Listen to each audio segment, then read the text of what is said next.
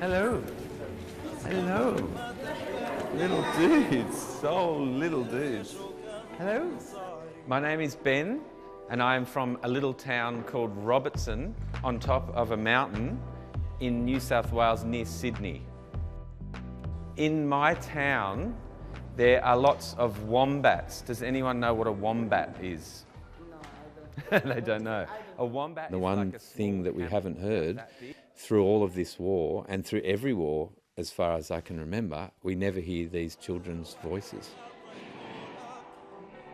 I hear lots of politicians and prime ministers and adults from all around the world talking about what's happening in Syria, and I suddenly realised that the one set of paintings that needs to be made is by you.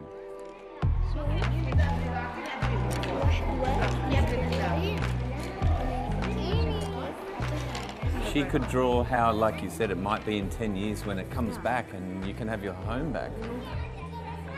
So I've got little brushes that they can then use water to get colour.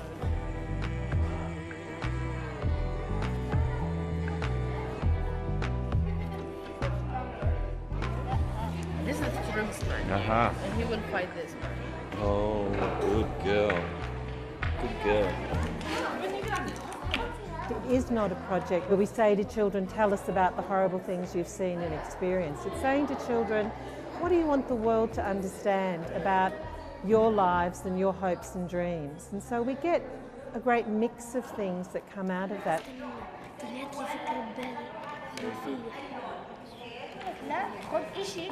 أرسم عن بيتنا بسوريا كيف كنا وكيف كنا عايشين هيك بالبيت ومبسوطين وعن الشارع وهيك.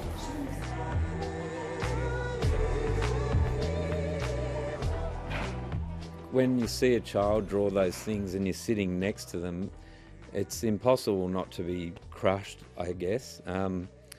No kid should draw things like that, and I don't know what's healthier.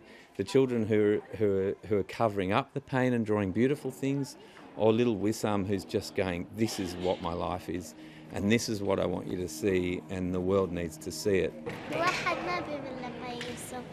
she doesn't get bored when she draws. Wow, does she want to do another one? في طيارة عم تقصف سوريا وعالم عم يقتلوا الناس بالطريق العالم عم تهرب لأنه ما في شيء تاني يعني بيعبر عن طموح عن سوريا. All of them have seen what barrel bombs look falling from the sky. They know exactly what they look like. They don't fall lengthways, they fall crossways, and they explode on the ground and they cause maximum carnage to the human population below them. And most of the children also know what the attack helicopters look like, which are Russian, and what the planes flown by Assad's regime look like, and what ISIS fighters look like. بس حتى بسوريا مش كل الناس اتدربت يعني صارت هوايتها القتال لأنه بسوريا كله قتال. Zaid was 10. He did this incredible, like, American abstract, expressive colour field painting. Oh, genius! And we asked him why. What have you done? What is this? And he said, there's nothing in Syria anymore. All he could remember was colour, and these stripes of colour, almost like the horizon being obliterated. The drawing that he's made is a police car racing towards the school, but there's a tiny little car in front of that police car, which was his dad, which got there just in time to get him out of school and escape to Jordan. Very complicated.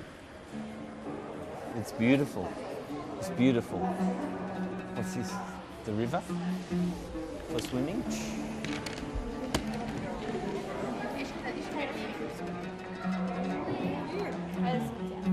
Good girl. This little girl drew one of the most sophisticated drawings, and when we asked her about, there's pretty flowers, I'm trying to find something hopeful in the drawing.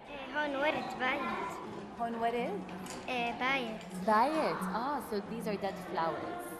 And the people are stuck in the middle, in the grey. They're stuck, they can't move anyway. They can't move forward and they can't move backwards, and they're dying in the grey.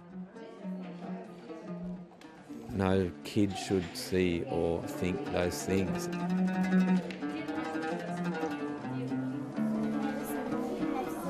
And this was her neighbour's. Bombs fell on the house, but the parents were out at work, the children were playing in the house, and all of the children were killed in that home. And she remembered the parents had stayed outside the house for days, sobbing.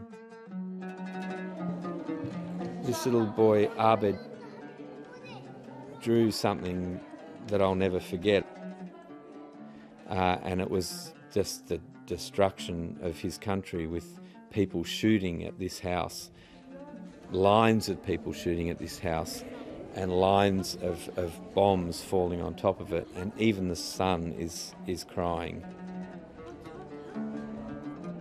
Those children drove it home to me that I'm coming back to Australia and I'm going to make something that people will see, and it will change people's minds about who these people are.